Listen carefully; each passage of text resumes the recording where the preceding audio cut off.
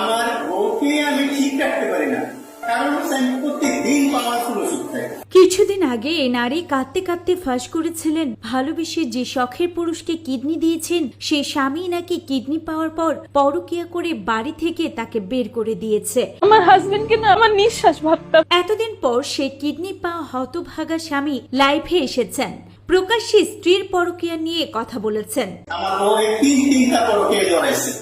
হ্যাঁ ভিউয়ার্স, তিনি নয় বরং তার স্ত্রী তিনবার পরকীয়ায় জড়িয়ে পড়েছেন। সেই হতভাগা স্বামীকে বলতে শোনা যায়, আমি কিডনি পাওয়ার পর থেকে এত পাওয়ারফুল ওষুধ খাচ্ছি যে আমি শারীরিকভাবে অক্ষম হয়ে গিয়েছি।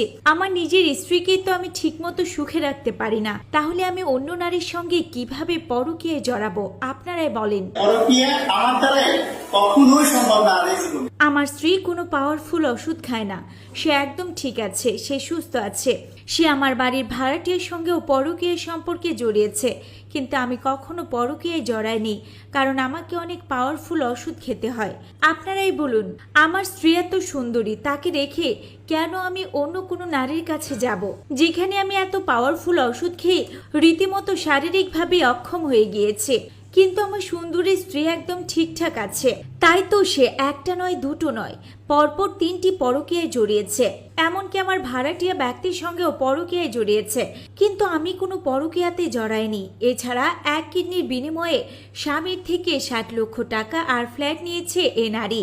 তারপর নিজের পরকীয়া ঢাকতে মিডিয়া এসে কান্না করেছে যেন নিজে বাঁচতে পারে, তাই তো স্বামীকে ফাঁসিয়েছে, এমনটাই দাবি করছেন তার স্বামী। হ্যাঁ ভিউয়ার্স, এবার সেই কিডনি পাওয়া হতভাগা স্বামী নিজের স্ত্রীর কুকীর্তি ফাঁস করে দিলেন।